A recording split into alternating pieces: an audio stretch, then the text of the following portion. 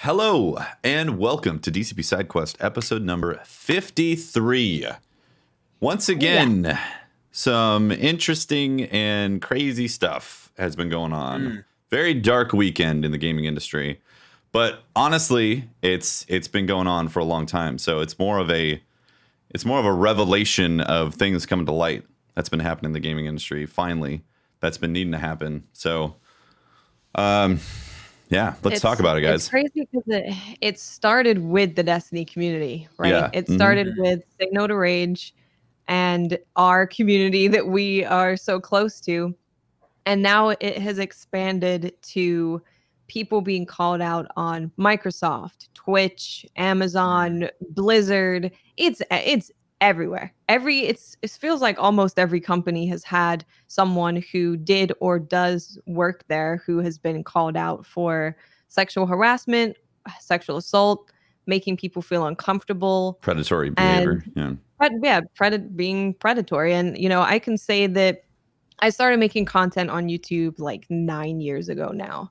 And when I've been invited to events, it's fairly common for women to just understand that, people are going to be flirtatious with you who hold positions of power. Like maybe they're a community manager and they are the one giving you opportunities. That you're just going to have to kind of be like, oh, yeah, this is fine, and kind of accept it. And I know the Mav Show put out a tweet about this, and she said, every event I've been to, I've had to kind of just grin and bear the comments, the touching, the inappropriate behavior. And it's something that needs to change. It's this thing of this culture of, hey, we went to this event, say, Gamescom, TwitchCon, whatever it might be. Everyone goes to a bar after, everyone's drinking. There's people there who hold incredible positions of power. Like, imagine you are a small creator, you just started to grow, and you get sent on this trip to the place that you've always wanted to go. And then you end up in this room with people who hold those opportunities that you just obtained, and they are flirting with you. They're making inappropriate comments. They're getting closer to you. What do you do? There's that thing of, I feel really uncomfortable. Can I speak out against this person who is the main person holding all these opportunities and this power? It's really gross. Yeah. And there's a lot of women who have come forward and men who have come forward about people who have used their power against them and made them feel uncomfortable, and even worse than that.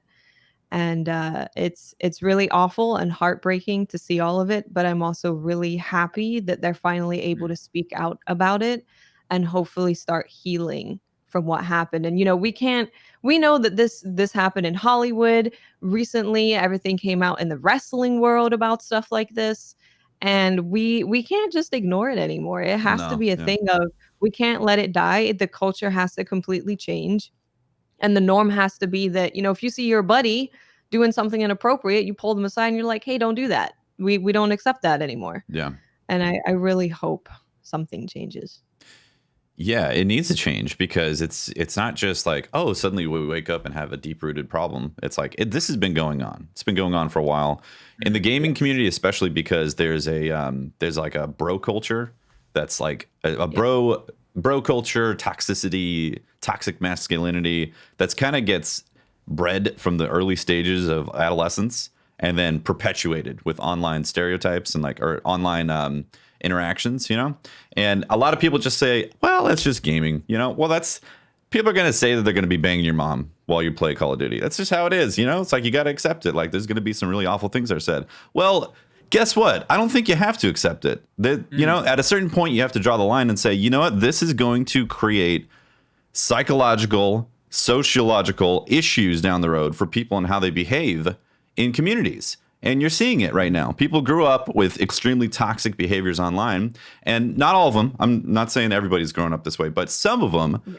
broke from the pack and decided, hey, you know what? This is normal. I can be this way permanently, or, in my daily life, and be a toxic asshole that also decides to demean other people, That's not cool. Yeah. Yeah. And, it might seem like it's not a big deal that you're in a a game with someone and then you hear a girl's voice or someone who sounds like they're from a different country or whatever it is, any voice that kind of shows like you are not of the norm. And you get that person's getting attacked and you're like, oh well, that's just how it is, it's how it's always been. But it doesn't just stop there, it perpetuates itself through everything to where people are now being in physical situations where they feel uncomfortable, and it's all a part of the same culture of like, just is women, and oh hey, what are you doing here? It's not okay, and it's so common. I think it's people are realizing how common it is. Yeah. It is very Extremely. common. If you speak to especially in very male dominated industries, and you speak to a woman that's been in there, you'll hear at least one story from them where they have felt uncomfortable and felt like they couldn't speak up about it. No. It's like a status quo. Yeah. Yeah, and it's important as well. Like talking about this, just like the most important thing, for anyone that is kind of in the kind of wider circle is to listen to stories, because it's difficult to kind of come out and say that stuff. And like some people, it might be there've been people that have been like, I'm shocked that it's X person. It's like I would never imagine it. It's like, yeah, you might not imagine it, but you need to listen, because if someone's putting themselves in, if someone's like stepping up and being like, this is not easy to say, but I need to say this, like people need to, you need to make sure you can elevate the right voices. Much like we kind of discussed previously with like the Black Lives Matter stuff, when we were like, need to elevate the voices when when people are speaking and stuff like this. That's the thing. And some people are like, how am I supposed to deal with this? Like, just listen and just make sure the right people are listening. It's just stupid. It's like ultimately, because all of us, we everyone wants to game in the same way, right? We play games because we enjoy it. Like, it should be a safe place for everyone. Like, you think back to before like online voice chat was a thing, and like the only gaming experience you had was I'm playing at my mate's house. So like, cool, we're among friends. Like, it should be like that. You go online. Like, why do people have to just be? It's mad. Yeah. It's mad. Yeah, it comes down to like inequality thing, right? Like this.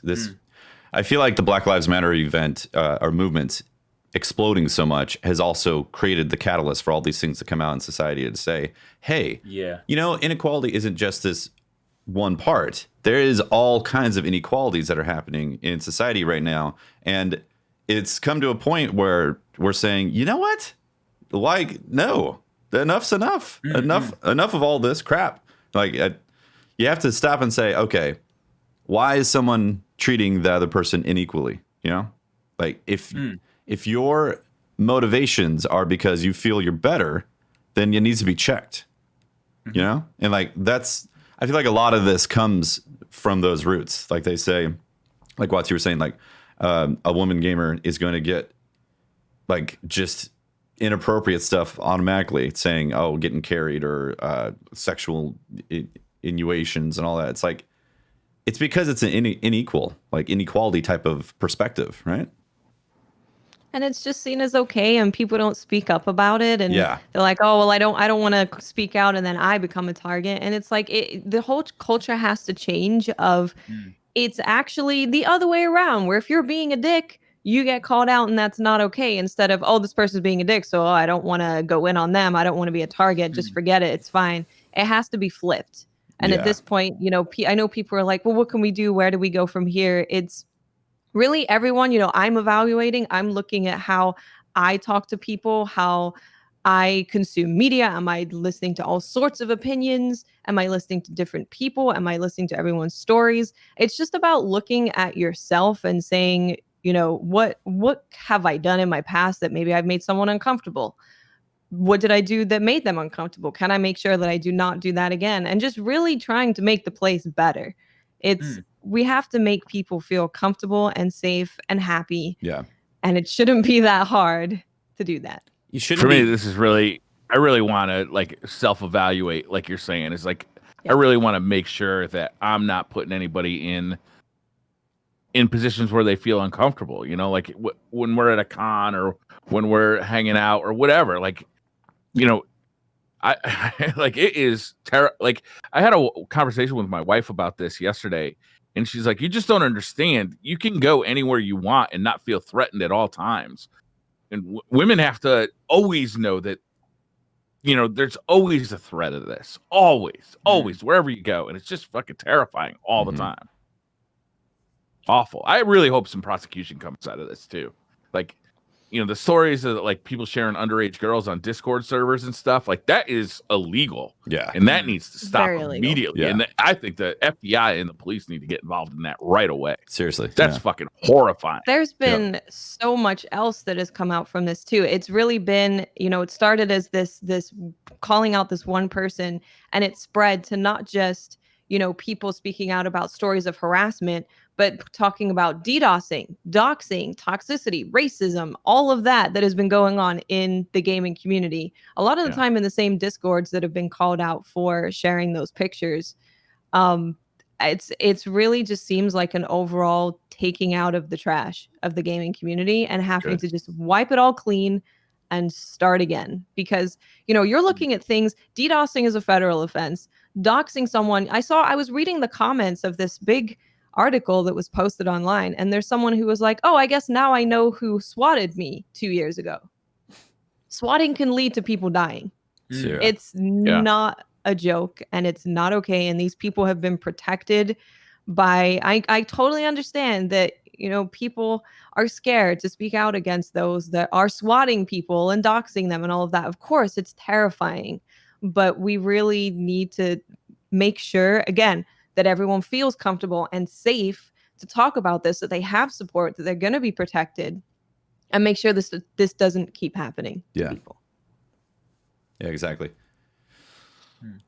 It needs to change. That's for sure. I think the most important thing as well is to make sure that, like, because what often happens with this stuff as well is that, like, there's a lot of speak about it in a condensed period of time for like a week, but the most important thing is, like, this is going to take a long time to get past. Much like the same thing is, like, media coverage, for example, of like Black Lives Matter might have like suddenly died down, but this is very much still a present thing that's happening. This is something that, like, even if in like a week's time all the stories have gone out and people have suddenly stopped talking about it as actively, like, this is something that people need to be very aware of, like, everywhere, every time, because it's just it's just if we really want to make change, which we do, like, we want everyone just to feel equal and feel safe and feel comfortable, then this needs to be a continual discussion until that is the norm. Like, exactly. It should definitely be. If as it's like I was sort of saying pre-stream, like, if anything good can come of like the craziness that is 2020, if 2020 could be like a reset on stuff and we can get the trash out and then just start fresh in 2021 and like move towards the world we want, it'll be worth it. Still got half a year left, Eric's. There's a lot of resetting to do. We've got a lot of trash to get rid of. We've got a lot of work to do. Yeah. I feel like this is something that we can get to work on like right now, though. Like, if you got people like this in your community, just get rid of them. If your community is this, get out. Like, do not put up with it. Do not tolerate it. Discord servers, Twitter threads, like wherever you're seeing it, call it out, get out of there, get rid of the toxic people. Just don't associate with them. Don't allow them to associate with, and tell them why, because that's the biggest thing right there. You got to call them out. These people will continue to do crap if they don't get called out, and being called out once probably isn't going to change much. But if they keep on getting cut off and called out for their bullshit, then eventually the message gets through, and then they have to make changes. And, people can grow and all that, but at the same time, people need to know when predatory behavior is happening. So we're not like suddenly dumbstruck by this stuff as a community. Like, that's the worst part. It's like all these things come out and it's like, what? So-and-so? It's like, it shouldn't be that way, that we're suddenly just dumbstruck by all this stuff, Yeah.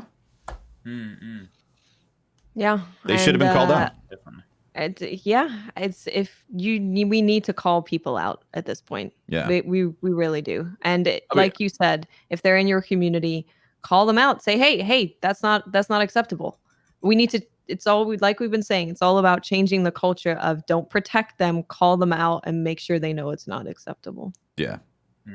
I'll be honest. I knew about one of these, and I never said anything. I think I had heard about it like second or third hand while I was at the St. Jude event last year, and the thing had happened at the previous St. Jude event, and like I knew about it. I think I talked to Pope about it. I kind of with the conversation, like, how do we react to this? And we decided, well, we're never going to have this guy on the podcast anymore. but you can't really sing anything because like there's this not your story to tell thing. True. Yeah. And I've struggled with that a lot because it's not my story to tell, but like while I'm not telling, like I'm not saying anything about it, like what's happening, what's happening while I'm not saying anything. We can touch on that. I think so. There's a thing of which is very difficult. If a victim talks to you about what they've gone through and they say, I'm not ready to come out and talk about it, you have to understand that when people come out and talk about this, especially if it's a big creator or an important person in a company, they are going to get death threats. They're going to get doxxed. They might get swatted. They're going to receive a lot of harassment. And when you're dealing with trauma and you're also looking at the possibility of going through all of that harassment on top of it, some people are not comfortable doing it yet. So when it comes to, say, DCP and having our platform, we have to think, okay, well, we definitely will not have them on our platform. We will not give them a voice. We won't give them attention ever again. But how do you then say, hey, I heard about this thing that happened with this person, and then people are like, well, where's the evidence? Why doesn't that victim talk about it? And you are forcing that person to then deal with all of that harassment and hate and trauma when they're not ready to. And I think, again, this is about changing the culture. We need to change the culture to where that person feels comfortable talking about it right away. Yeah. Knowing that, you might get some assholes. You're never going to get rid of them in the world. But the vast majority of people are going to support you and protect you.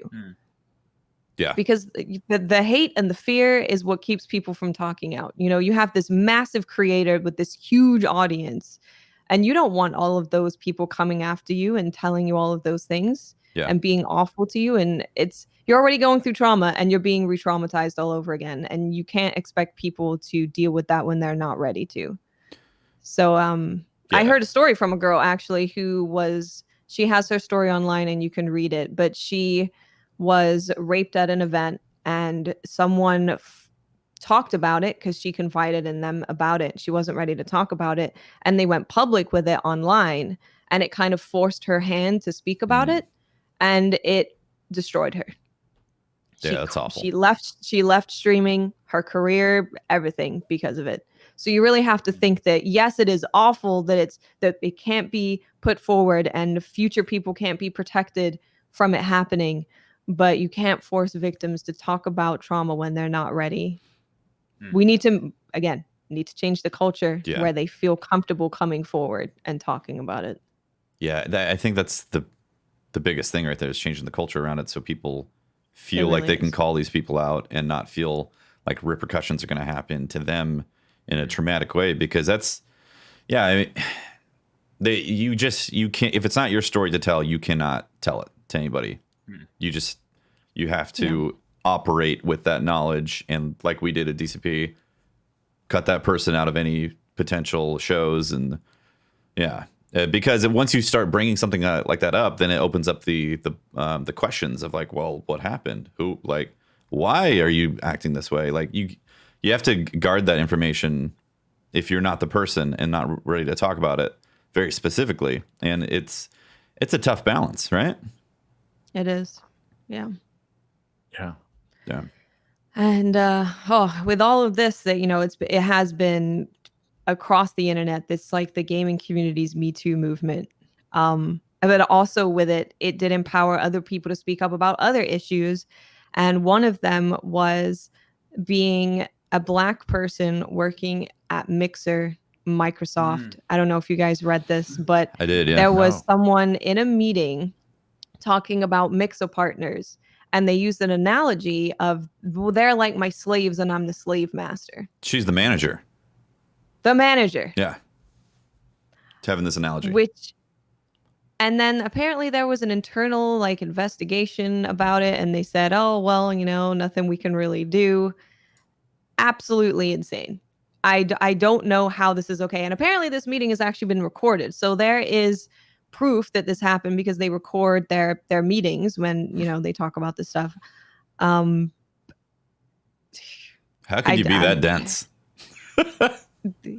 This person who told the story, went to HR and HR didn't do anything about it.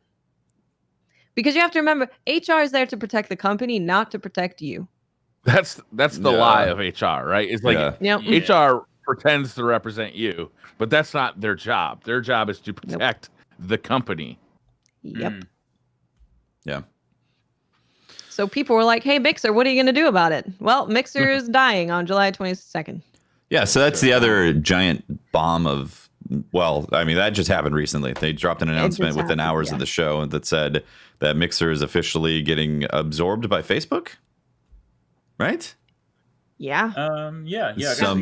Basically. Some weird, like, transference of technology and amalgamation over to Facebook. I was like, okay, shutting down Mixer is one thing, but then, like, Facebook is acquiring it? I was like, huh? This is strange. And they didn't even tell their partnered streamers. All they told was the contracted streamers, like Goth, the Shroud, and Ninja. Like, they got news of this earlier, apparently. This is all conjecture, but apparently they had wind of this beforehand. And then actual Mixer partners were basically finding out about it from other people reading the news and saying, oh my God, what's happening to your channel? And they're like, huh?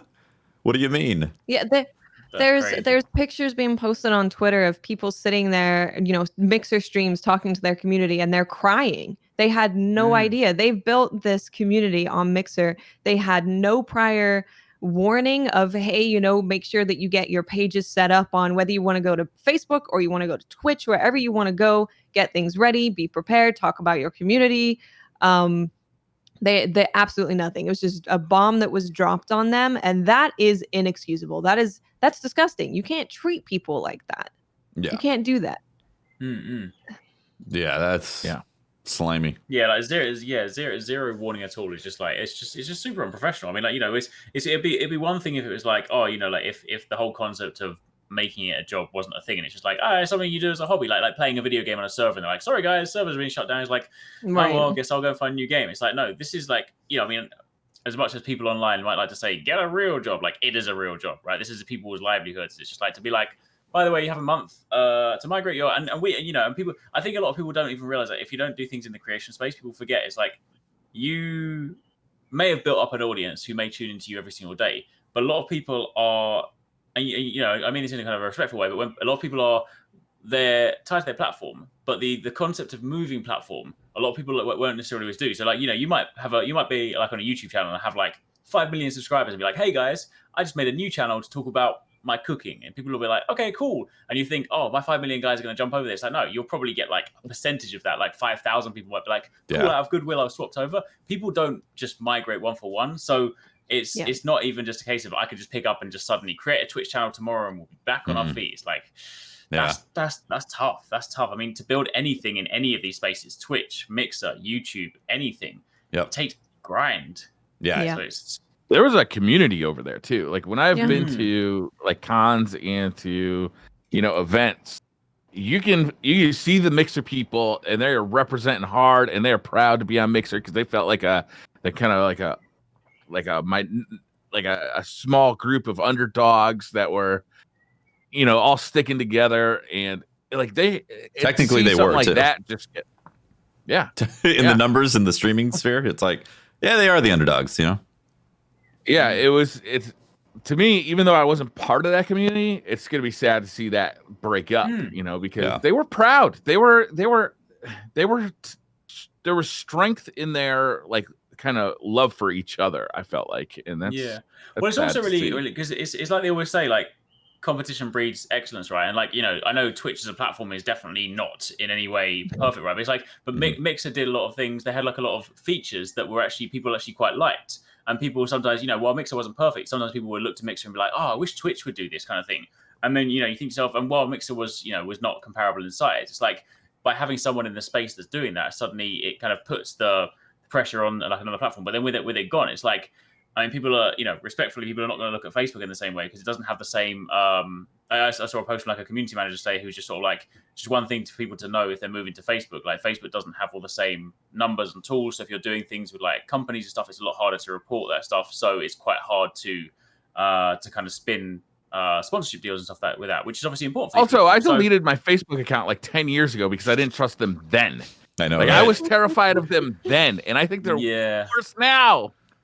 Yeah. So it's tough. We've heard, Geek Chick is someone who went to Facebook and then she came to Twitch, a couple months ago, back to Twitch, and she's written about her experience of Facebook, and she was treated really poorly. And this is everywhere. This is like every company. Everyone has had a story of them being treated like absolute garbage. But it's so sad to see that people have built up communities and they were just dropped. I mean, imagine being told, any of us, like, hey, YouTube shutting down, Twitch shutting down, go, you got to go over here. It would be devastating. Vimeo, go sign up on Vimeo. Yeah, true. Yeah. There's been like efforts to get like YouTube kind of competitors going, and it's just so hard because YouTube not only owns YouTube, but Google owns the search engine that gets you to find the videos that you're looking for. So like it's pretty hard when like Google is the biggest search engine in the world and you're trying to like advertise videos. Well, of course Google's going to send you to YouTube, not to some competing player. Yeah. It's kind of like, I just want to be like, hey, if you're on Mixer and you're part of, we're part of the Destiny community, if you're going to Twitch, I would love to know who you are. I want to follow you. I want to get to know your community. We can build you guys up on Twitch. Yeah, especially if you're not a sexual predator. That would be ideal. Yeah, probably. Yeah, exactly. We're getting a lot of people out of the community. If we could get some awesome new people in, that would be fantastic. And hey, if you are a sexual predator, maybe go pound sand. Yeah, cool. Yeah.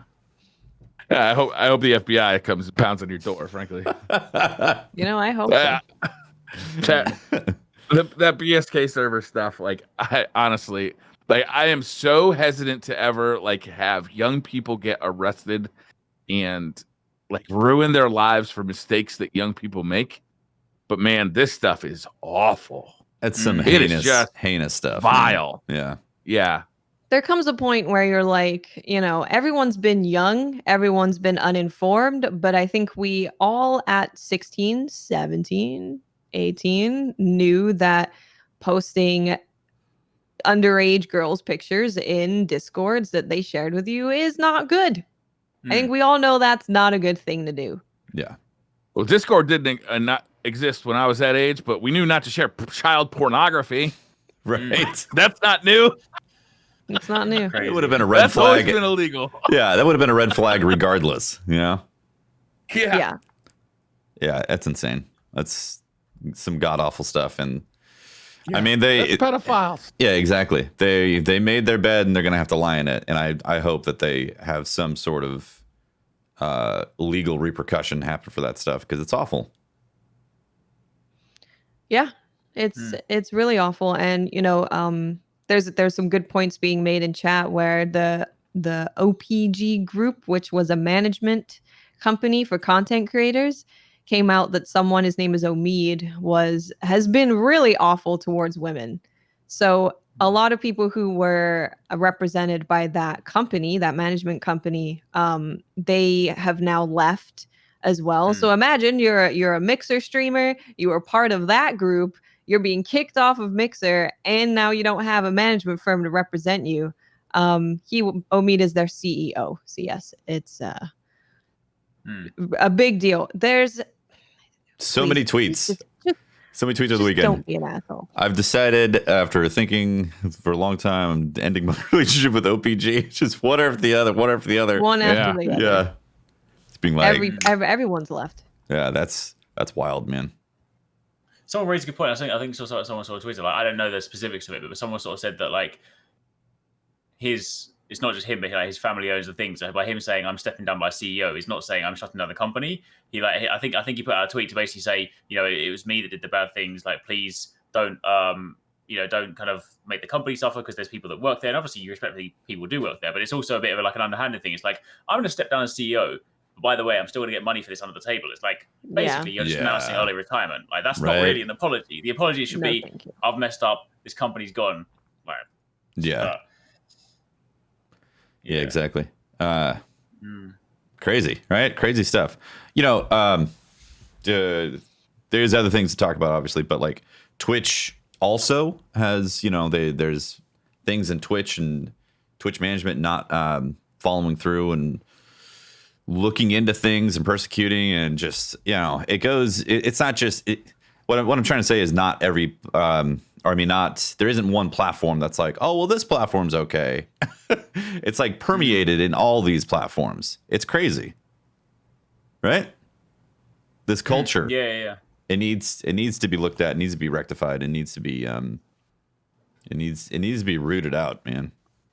It's heartbreaking to read all of these stories, but I really do recommend reading all of them. There's a couple threads on Twitter that are posting as many as they can find and putting it in one big thread so you can read it all. It's hard to just sit there and read it and all of these stories from these women. But I think it is important to read it.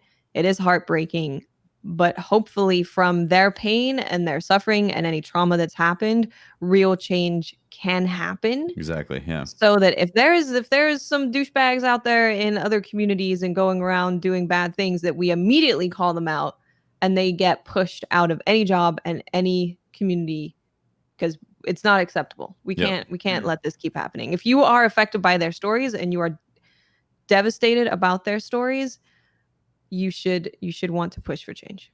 Exactly. I mean, this literally goes back to Black Lives Matter. You can't just stand by and watch awful things happening and people being treated like trash. It's not cool. You have to speak up. If you see a big hole around a content creator too, you just like no other content creators want to mess with this person. There's probably a reason for that. Yeah. Right. Yeah. Man, it sucks. Yep. It does suck. It does suck. Should we talk about other things on the show?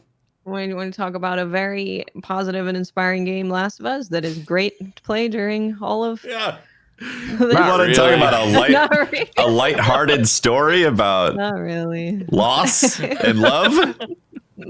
I bought the game on Friday. I pre-ordered the game and went over to Best Buy and bought it. And I was, Friday was a good day, right? We did our charity marathon on Friday. Let's go into that first. Yes. Let's cleanse the palate. It was awesome. Like we raised 60-something thousand. Over 62 grand. For St. Jude Children's Hospital. And it was a great day. But then, the stuff started happening on Twitter, and man, as we were streaming The Last of Us.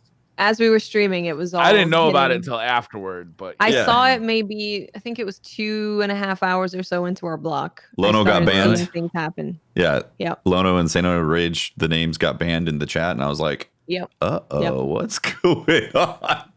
Yeah. Yeah. And a total of $6 million was raised from this charity stream. Yes. It's amazing. $6 million. $6 million is incredible. It's kind of poetic in a weird and disturbing way, and that we're raising money for such an awesome cause, and all of these amazing people in the gaming community are here saving lives and making a change, and at the same time it's being outed for being just the worst thing ever. Yeah. It's this is the good that gaming can do, right? And we need to make sure that the gaming good, the good game of goods is what the whole gaming community is. So good job, guys. If you donated to that at all, thank you so much. You really are making a huge difference. Yeah. And our block was a lot of fun. What are we doing? What was the final for me, I have to stream Dream Daddy with a pink beard. What the hell? Can we get some glitter on that beard? Bedazzled beard? Bedazzle, I don't know. A glitter. Wait, does glitter come out?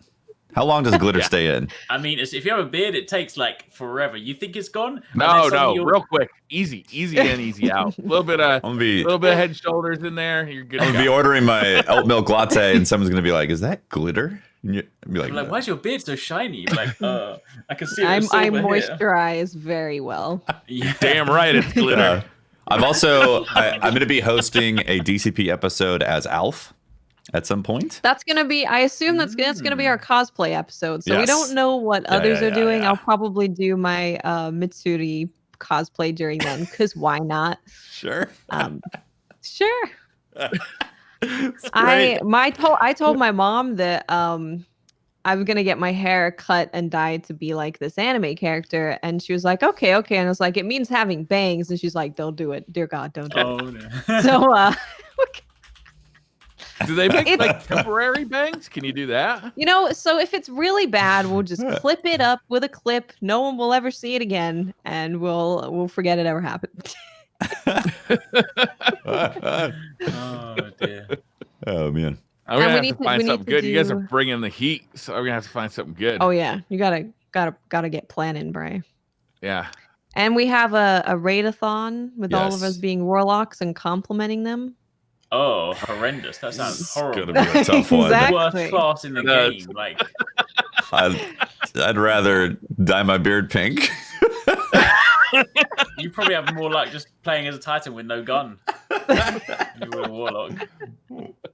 I don't know if it's possible, to be honest with you. We might have to have some kind of like swear jar system. So when one of us messes up, we can just put $1 We in the donate swear to jar. St. Jude. Yeah. That's what we'll do. If anyone says anything bad, like, oh, stupid warlock jump, it's Yeah. got it. Going straight to St. Jude. You Yeah. better be ready to donate hundreds of thousands of dollars. I'd set foot in the race. Our straight away, stream is like, only 10 "Damn, minutes we're long because we all run out of money. You're like, we're broke. We're broke. And Amazing. now we're playing stinking warlocks again. Oh dear. Was there anything else on the big ticket stuff? Because we missed our stretch goal. We're doing. That's all, right? We're doing. We just missed this stretch goal. We're doing a Jackbox Games where we all get incredibly drunk and be incredibly offensive. I'm looking forward to that. That's Fair easy. enough. Fair enough.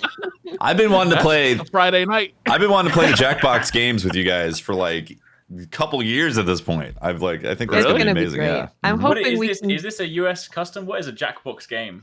It's a It's video like game. party games. Yeah, Yeah. it's a party game Yeah, on it's a video Steam. Only one person needs to buy it, and then they can just like Oh, the theme song. post it.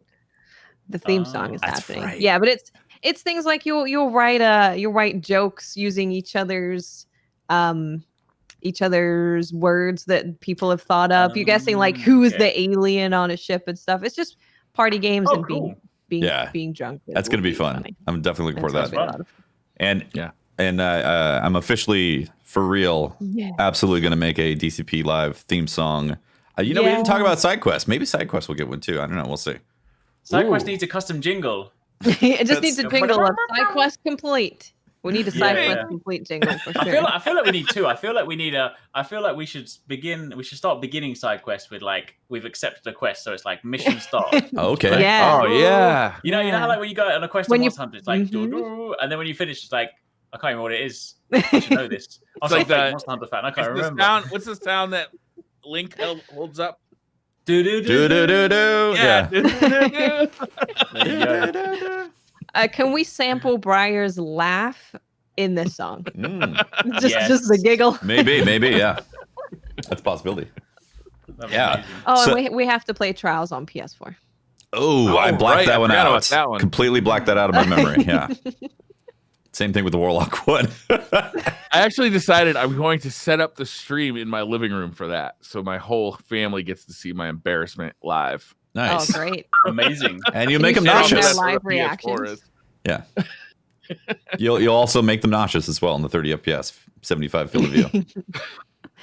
So actually during our DCP block, we had to change our FPS to 30.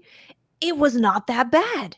It's the freaking FOV, man. It's the field of The view. FOV is what is puke and vomiting. So puke and vomiting. Yes, two that's things. what it Yeah. The field of view made me slightly nauseous. And then we also had the challenge of going southpaw where you reverse the right and left stick. That was tough. I had no idea what that was Southpaw's before. impossible. My brain was trying to make the swap. And I actually got nauseous from it for a little bit there. I was like, oh my God, I'm having a physical response to this right now. Like, Because it's like my thumbs were trying to do something that is so normal to me right now, but I was getting a completely different response in the middle of combat. Yeah. And it was like making my stomach flip. Oh my God. It was crazy. If so you're weird out trying to there do and stuff you like play Southpaw, please let me know. I want to know who does this. There's some people Well, in I chat think who are Who are saying you? it's still legacy from GoldenEye, isn't it? Like the Southpaw, because with GoldenEye, you aimed with the left stick and you moved with the right C buttons. Oh, they might be On the lefty-handed. I apologize. N64. yeah, there's people left-handed actually use this Southpaw. I don't think that's what it's Almost for, though. left-handed. No, I think it's just like an old school layout, right? And if you Yeah, it's you from just never it's changed. from GoldenEye. It is so weird trying to like adapt to different controls. It's is. almost like you remember back in like, the capture days before like Elgato released the zero delay one. You know where it used to be there would be like a 4-second delay, and you'd occasionally just try to play on it just to be like, can I just move down a menu? And you're just like, no. wait, Yeah. no, I can't do it. There were videos of people doing gameplay of like a challenge of them playing Call of Duty through Oh, the capture yeah. cards. Oh my gosh. I've tried to do that. It's awful. It's terrible. I actually have. You guys remember this old boy?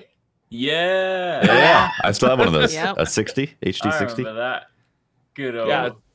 I was going through all my old capture cards trying to find one that could do 1280 by 1024. Okay. Oh. None of them can. Not surprised. Not supported. Yeah. Not supported. So that charity block, amazing. Congratulations, GCX, and shout Thank out to you, everyone everybody. who participated, were whether you retweeted, posted a tweet, said something about it, or donated, all that stuff. Thank you so much. Incredible time. Absolutely. Now let's talk about some really uplifting, exciting, like I said, loss and love video game of The Last of Us 2. I've been watching you play. I'm not playing myself. Because, it's basically a movie anyway. So me watching Tufty play is like I'm just getting the movie experience. It's basically a movie, yeah. True. I think it's important. Someday I'm going gonna sell a unopened box copy of that game for a very high dollars. I was saying, I think it's important just to say to people we're not discussing spoiler territory this week. So if you're listening right now, and you're like, what are you going to say? We're like, not everyone's finished it anyway. So spoiler talk will probably be next week. We'll probably talk about some like early impressions. So I would say it's safe. No spoilers. Yeah. No spoilers. Yeah, no spoilers for this discussion. This is going to be, I guess, first take experience. Although, Eric, you finished it, right? I have, Spoiler, yes, everything is awful. The tone is dark. Controversial. I enjoyed it. Did you really? This is when Briar uses Jar Jar against you. It's true. It's funny. Like, obviously, I can't go into the specifics of why until we can discuss next week because there's more stuff I want to speak about. But just like loosely speaking, I went through like a conflicted period where like I played through it, I enjoyed it. Like, because the thing is, as I've said to people before, for me, when it comes to games for me, I have a very simple system for my rating. It's like, did I have fun? Did I enjoy it? Cool. It was a good game. Like, I'm not a game reviewer. I'm not going to be like, it was the best story I've ever had. The graphics are perfect. There was zero artifacting in this very particular animation. They used like the special RTX algebra Pythagoras theorem. I don't care about the stuff, right? I'm just like, was the game fun? Did I enjoy my time? Yeah. DF Retro just called. They want you now. I mean, Digital Foundry's on the phone. They're like, Pythagoras theorem, get him on the phone, quick. You noticed the artifacting? I know this. It's like live calculations, but yeah, that's the thing. Like, so often when people are like, oh, but like, how does it rate? It's like I don't even. A lot of the time when I can play games, I don't even like rate them back like versus like other things. I'm just like, I just look at it in isolation. I play games to have fun. There were some frustrating parts. There were some parts that I was marginally conflicted. Was it, in my opinion, as good as Last of Us 1? I think I still prefer Last of Us 1, but I still enjoyed the game. I thought it was great. I don't think all the hate was justified. There was some interesting choices. Is there a lot of hate for the game? I honestly haven't paid any attention to reviews. There's a lot of hate for the game, but and like this is the thing. It's a weird thing to navigate because I don't want to. There is some legitimate hate for the game where I understand why people don't like certain aspects of it, but then there is also the unnecessary hate where people are like, I don't like that Ellie's a lesbian, or I don't like that you have to play as. Never mind. There's some stuff. There's some stuff in the game where people are just like, I don't like this. And it's like some of it I get because I'm just like, there's something that's quite different to what you experienced in the first game. I'm trying to dance around this topic, But then some of it is just like you're just being an angry nerd in a basement who just doesn't like it because it's just like a topic you don't like because you're not playing as Gears of War muscular man who can then chainsaw someone's head off, basically. Right. But So those games there are two exist. camps. I never understand that. Those games exist. You can have those too. Like, yeah, well, that's the thing. I mean, people forget. It's like there are thousands of games like that. Like these games are like you know a few and far between. But yeah, I enjoyed it. But yeah, so that's my sort of roundabout. Nice. Yeah, it's been hard to actually find a place to just read reviews because it's been getting review bombed so much. And I've been really interested in having people's like genuine opinion about what they thought about the game, but it's been really hard to find. So I've had to just listen to, you know, like individual reviewers' videos or their articles to get an opinion on stuff. And it's pretty split, it seems like, in terms of how much people enjoy it. Yeah, there's definitely some split stuff. On the review bomb topic, I think I read something about how like God of War had somewhere around 12,000, 13,000 reviews like today on Metacritic. It was something like that. And Last of Us 2 already had like 14,000 or 15,000 reviews. It just came out. Yeah. And it was like, oh, wow. it's some of them were like, you know, great game, awful game or whatever. Like it's basically the two extremes, 0 rating or a 10 rating. And the game came out an hour later, like completed it, you know, right, 10 out of 10 or something like that. So clearly some fishy stuff is going on, which also leads to the fact that they need to have some actual checking of ownership for this stuff somehow in order to do a review on Metacritic, and to legitimize some of that stuff. It needs to be curated to a bit to where you can verify ownership that you actually played the game and have it or whatever.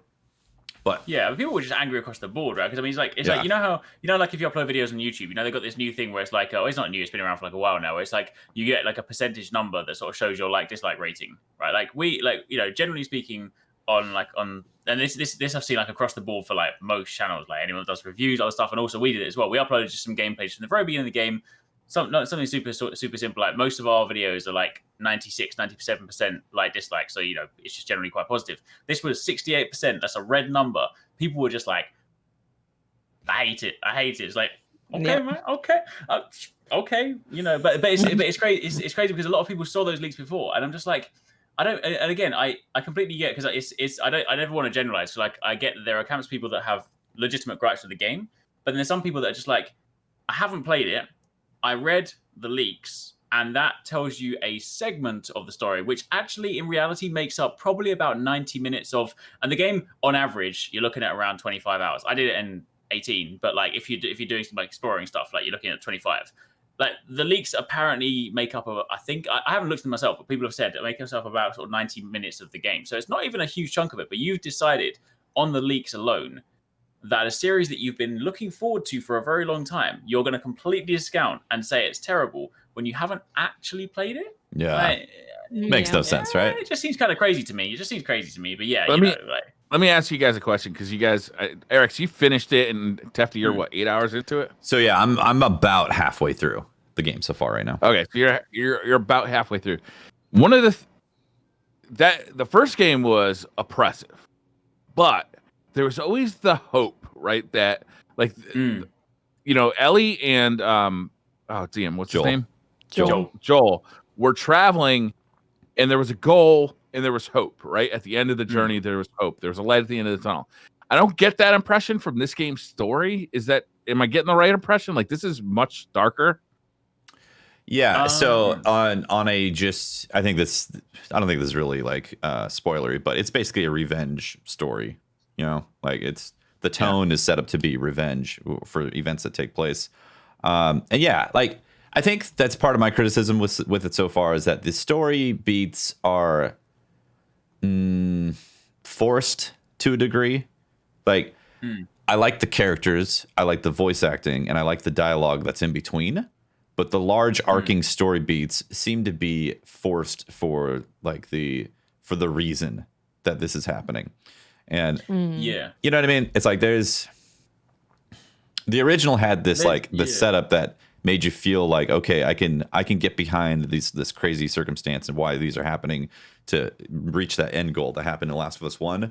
In this one, it was like, well, we need more Last of Us, and we still have to be in the same universe. So let's make some revenge arcs happen. And that's like the the impression I get from halfway through, because my perspective on it, I'm definitely enjoying the game. I'm like Eric's though. Like video games are generally good. They're fun. Like I enjoyed the first 50 hours of Anthem, and people give me shit about it all the time. Yeah. I'm like, Yeah. I had fun. What can I say? I flew around, blew stuff did too, up. man. Come on, like, Yeah. like it's a video game. It was fun flying around doing that stuff. So like I can see the qualities in these games, and this game has a ton of polish.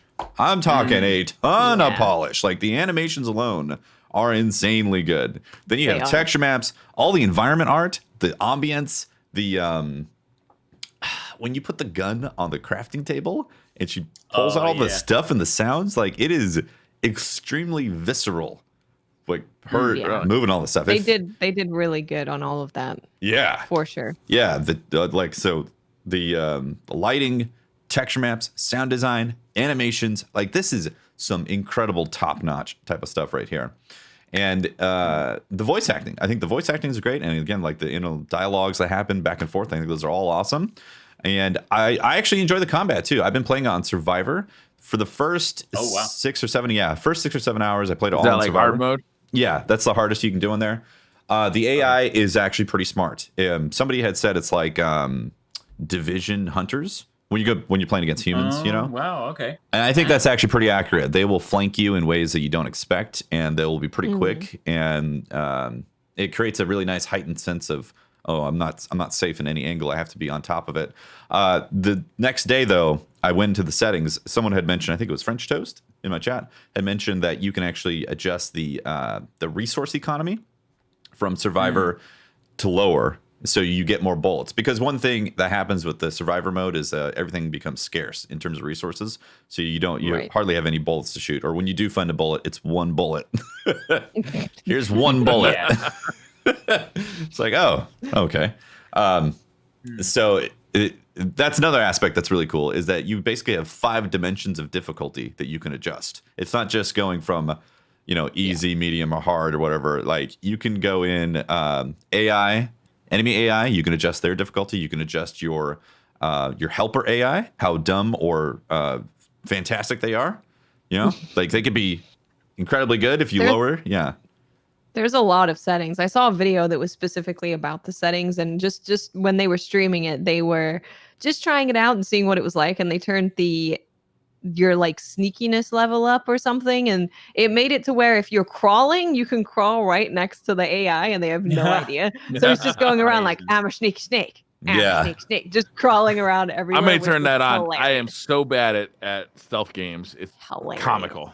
Oh, dude. Well, if you put like the resources down to like where they're free, you'll get a lot of bullets. So you can use bullets all the time and play it that way. Which one thing that this game has taught me, right, is that like, I mean, I kind of knew this already, but like, I'm not very good at shooting games, right? Like, and here's the thing, Last of Us was a trip for me, right? Because I know they're not zombies, but I don't like zombies. I don't like these kind of things. Clickers I hate even more than zombies because they're just hella creepy. Yeah. I don't like that. That's stressful enough as it is.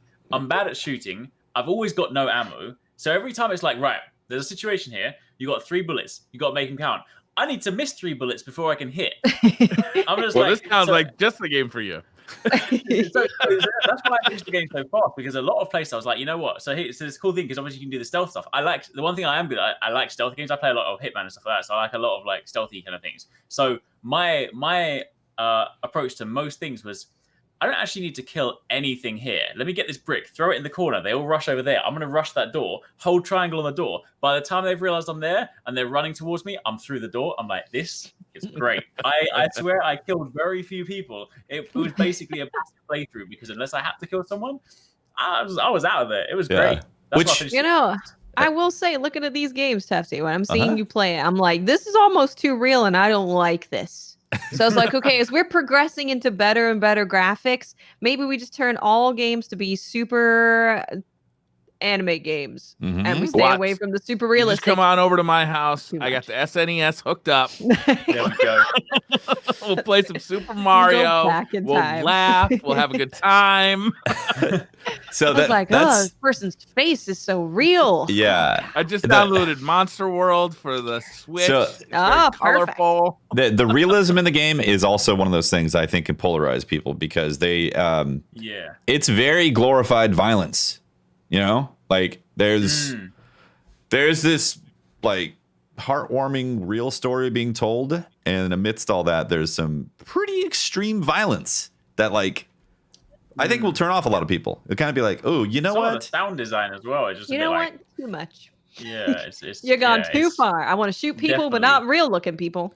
Yeah, you know. This game is right up my alley. Like any other time, but right now I just can't. I cannot deal Yeah. You need with something like happy more. right now. I just like literally this- all I want right now are like happy moods. Yeah, you know, this game did make me realize though. It made me realize, especially there wasn't as much in it, but especially in some of like the exploration parts, it made me realize I was like, I really want another Uncharted, because like I was Yeah. because that's the thing. Like when I was playing through and I was getting super stressed with the zombies, I was like, I need a break. But then there was like a short break where I got to like I don't know, throw a rope over somewhere and swing across. I was like, you know what?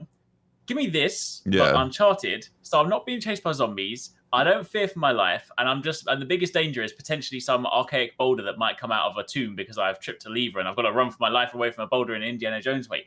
That I can deal with. That's pressure that I can deal with. It's not. Yeah, you just you're scoping down a rifle with Nathan Drake. You pop someone in the head, and their brains splat over the wall. That's all. It's It's just fine. It's fine. Yeah. So that. Yeah, no, simpler times. Exactly. It's simpler times. Simple. And then you pick up the bit, but it's okay because you then go and pick up the gold afterwards, right? And you're like, I got it. Look at this. You're the hero. You killed Wyatt 30 still has people, hot but you're the sauce in hero. his eyes. Last night, the wife and I watched Goonies because we just couldn't take anything. Fair. Yeah. That's fair. I was gonna start a thread of like, hey, what are some things that you guys watch to just be like, I just want to laugh. And Yeah. Yeah. Another great movie. Oh, sorry, go on. I was just going to wrap up the Last of Us 2 discussion. So I am only halfway through, and I have been enjoying the game. But my biggest criticism so far is the large arcs of story. You know, that's everything else has been like a masterclass in lovingly crafting a game. What do Yeah. you mean by that? I'm not clear.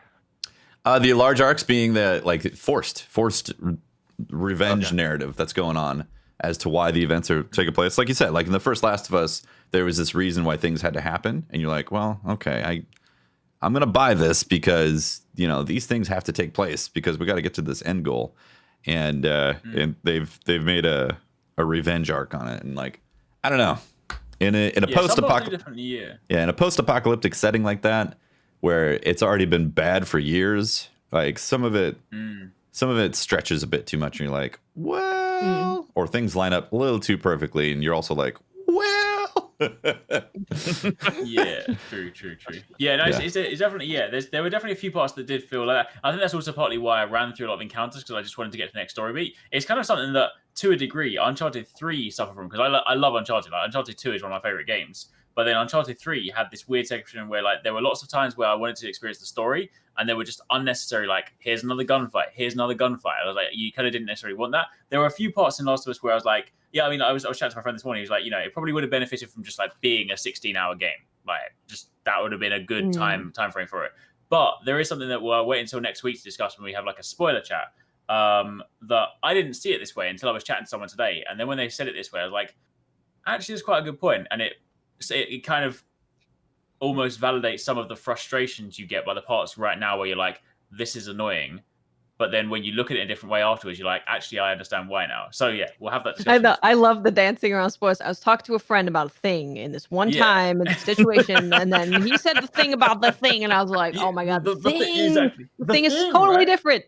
And but not that thing. This thing, right? Yeah, exactly. Yeah, the other thing. Yeah. We're on the same page. Yeah, definitely. Yeah, Definitely. Thing. Yeah. So Last of Us 2, yeah, we'll have a spoiler talk next week. So if you don't want any spoilers, like we'll always preface it and say when we're going into spoiler talk on the show. But next week is when we'll actually go into maybe some more spoiler stuff. And Briar will reveal that he's yet to play it and doesn't plan on playing it.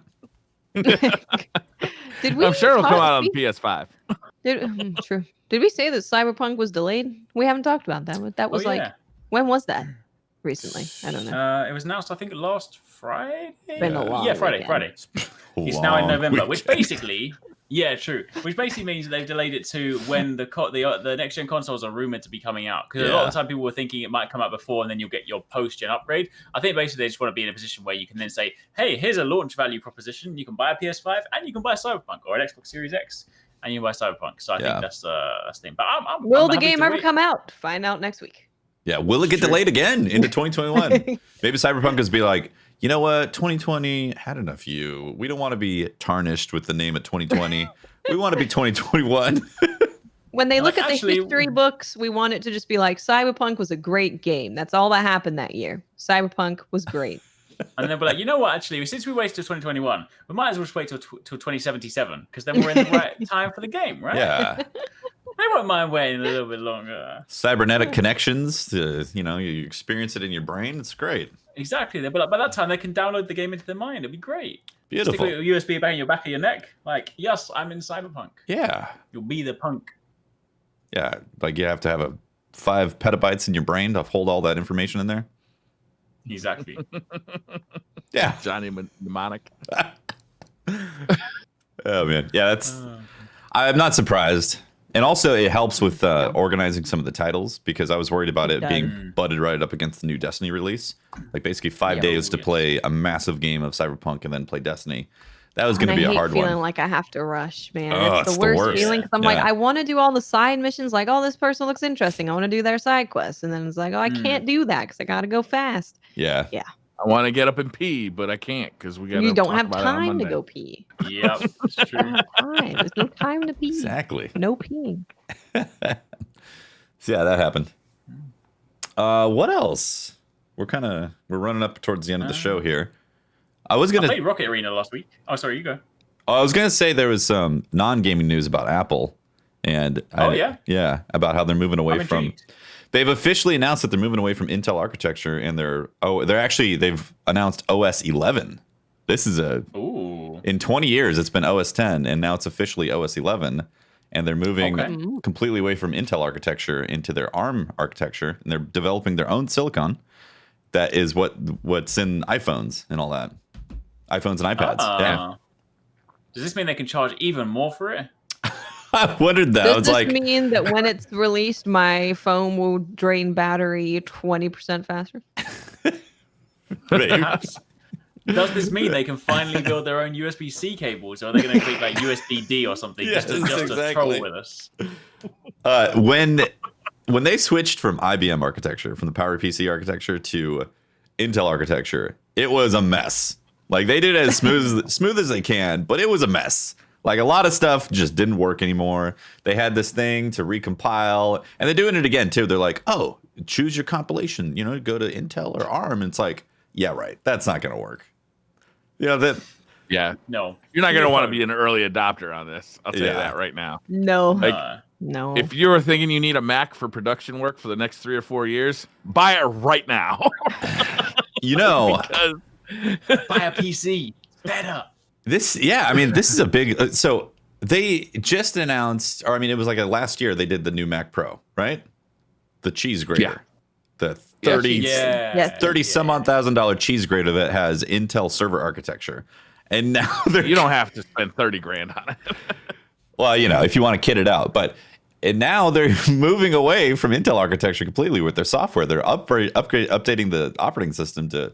Yeah, but that doesn't make your computer less value. Like I just built a Hackintosh here, and I use it mainly for Final Cut Pro, as well as a couple of other Mac specific programs that I really like, as well as web browsing because I actually like web browsing on there too. And there's nothing about this announcement that says this computer is going to be worth less in a year from now. It's still going to it's still going to perform exactly the same as it does now. It still renders videos faster than any other computer in my house. It's still, When are your updates getting cut though? What do I need updates for? Things change in the future. I literally don't update Windows unless I absolutely have to because I'm terrified that something's going to break. You heard it here first. Briar is a prime target for security holes. Just jump right into his computer. Come on in. Just get the whole list. He has them all available. Can all you the security fix the holes. USB audio while you're in there? Please do. I keep my Windows computer updated all the time. I've never had an issue with it. I buy Windows. You don't ever have an issue with it? I'm shocked. Yeah, for the I past have less 3 issues years. with it than I used to, but between OBS, Windows updates, and audio drivers, it's like every time I update one of those 3 things, something's gonna break. Less over the last year or so, but man, I do miss having a Mac as a main production machine. Fair. I find the kind of telling factor is if it's one of the quick updates, it's fine. But if it's one of those mandatory ones where the pop-up comes up, it's like you need to install this. I'm like, okay, now we're in for a wild ride. Which for me normally is just like, oh, I need to resync my voice meter things because it's just jumbled them up again and like audio doesn't work 5 minutes. Luckily, that's generally speaking the only problem I ever have. So yeah, but the worst it's ever been, I've had to buy new hardware.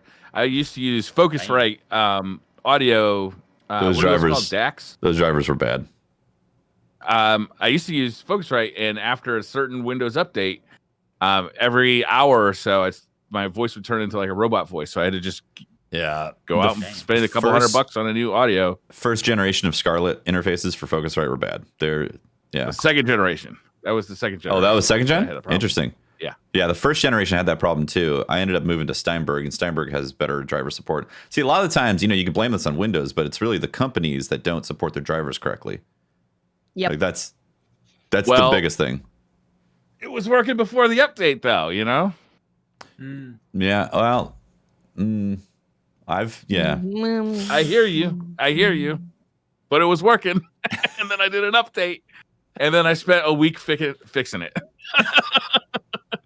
Ever since I moved to Steinberg, I've never had an issue with my audio drivers. Not once in like 3 years. 3 years now. Yeah. Yeah. I pay extra for Windows 10 Pro so that I can tell it not to update until I allow it to. Nice. I literally give I give Microsoft more money to reduce functionality of their. Oh man. So back to the OS 11 and the news coming out of Apple. Oh, yeah. This is very fascinating because this is huge changes. This is an architecture switch up. They're also basically merging their iOS like system with the Mac OS system, and it's going to look very similar. And it's looking like the Pro apps are eventually going to be on iPad as well. Like this isn't 100% confirmed, but they've changed the icons and made them all look like they're going to be. I mean, if they run on ARM, they're running on the same architecture. The iPad Pro is essentially ARM, so it's just a few connections, and you can already use a mouse and a keyboard with the iPad now, as of one of the recent updates. The cool thing about this is that the reason for this is that Intel has been extremely stagnant for like 10 years. Like the amount of growth, the speed increases, the increase in power has been just absolutely glacial, and also the power required to run Intel processors is enormous, right? So out of this change, what we can hope for, or what we can expect from Apple computers, is the laptops are going to have much better battery lives, and possibly be faster. Yep. Which that's a great upgrade, right? Yeah. If they merge the software between their mobile OS and their computer OS, then those apps could be interoperable. So like you could be using Final Cut to edit videos and just move. They already have like that file sharing program that I can't remember what it's called, where AirDrop. If I'm working on AirDrop, I'm working on something, it's literally just like on my computer, like immediately off my phone. Like that, all that stuff is the reason I fell in love with, the Macs in the first place. The only reason I got away from Mac is because of really streaming. Like I wanted to play video games on a computer, and OBS works so much better on a PC than it does on Mac, that it just like forced me into the PC world, kicking and screaming. I got away from Macs because of the proprietary hardware, and this is moving even further into proprietary hardware. So it's even more of a nail in a coffin for me to never buy a Mac again.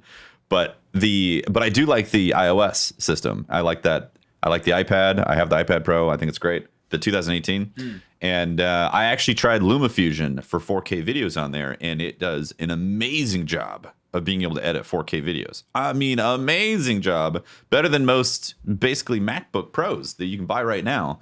It can scrub and edit 4K footage better. So that ARM technology is very powerful, and if they do have stuff that ends up being swapping back and forth, I'm going to be curious about that. But this definitely wouldn't make me want to buy a new MacBook Pro or anything like that from the ARM architecture. Oh, it does for me. Absolutely. Yeah. Like having all day battery life with better speed. You know, I like Mac OS better than I like Windows OS. I feel like it's more stable. Like I leave a Mac running for a month at a time and never reboot it. My Windows computers, you know, a couple of days and they start running into some issues. You should update especially them. Older Windows. Well, that's the other thing about Windows computers. Like the longer you have a Windows computer, like the slower it gets because of Windows rot. You know, like yeah. You should update your operating system, Briar. I do. I was making a joke before. I do update them, but I don't like to. It's like a risk every time you do it. Same with OBS. OBS has gotten a lot better, but OBS used to be like risky click of the day is update on OBS. Oh yeah, definitely. But recently, it's not been that bad. Yeah, they've ironed out a lot of kinks. Yeah, the Windows rot. That's funny. Windows rot is a real thing. It is. Yeah, like your computer literally gets slower as it goes. The registry as it goes on. Yeah, the registry is archaic. That thing's been around since Windows 95. Yep. So yeah, interesting news all around today. What a day! Yeah, what a day. Definitely. What a day. I guess that's SideQuest, right? I think so. SideQuest complete. Bring. Bling. There we go. There was Awesome. a great side quest. Yeah, that was. I can't believe that. Gosh, the senses on this side quest across the world. But Jesus Christ. Yes, right. what? Oh, barely. No, all I got was the stupid T-shirt. Awesome. Well, thank you very much for tuning in and listening to DCP SideQuest episode number 53. If you're watching live or on YouTube or on our podcast syndication places, thank you very much. We really appreciate all the support. Shout out to our Twitch subs and our Patreon members who help make this show happen. We really do appreciate all that, guys. And yeah, if you want to find more of me, you can talk to me at Teft on Twitter. And you can catch my streams, twitch.tv/TeftyTeft, and YouTube stuff with music. Just search Tefty Memes. I am Miss 5000 Watts. You can find me at Twitter, Twitch, and YouTube. Just look for Miss 5000 Watts. And thank you guys for being an awesome community. You are an example of what gaming community should be. Yep. Thanks. For guys. real. Yeah. Definitely. 100%. You can find me over on Twitter and YouTube at Arix or Arix Gaming, where this week we'll be speaking about. Where is it this week? Can't remember. There's stuff happening this week. There's 20 seconds. There's games. Star Wars in spaceships. Star Wars. That's it. Star Wars in space. Is that a working Star title or is Wars. that official? Because I think we need to work on it still. The official Star one Wars is The Rise of Jar Jar Binks. The Jar Jar Binks saga. Jar Jar builds a big laser. 6 movies of Jar Jar Binks. People don't invite Eric's to EA events anymore because he's just like, when's the Jar Jar Star Wars game? It's true. Is Jar Jar playable? Yep. Oh my god. I'm Brian Rabbit. You can find me playing Dreamcast games, gorgeous 1280 by 1024 Damn. on a 4K display. I got to tell you, it looks stupendous. I figured out how to capture it, so I'm going to be sharing some of that footage because it is, holy smokes, you can't believe how good Dreamcast looks still. Nice. 20 years later. Like, it's outstanding. Wow. Yeah. Awesome. So look forward to that. Well, that's the show, guys. Thank you very much for watching. Nice. We'll Thanks, see everybody. you. We'll see you for DCP Live on Thursday and next week for a side quest. GG's, everyone. That's right. Stay Have a safe good out week. there. Don't be an asshole. Yep. Don't be an ass. Stay safe. Call out assholes too. Bye, guys.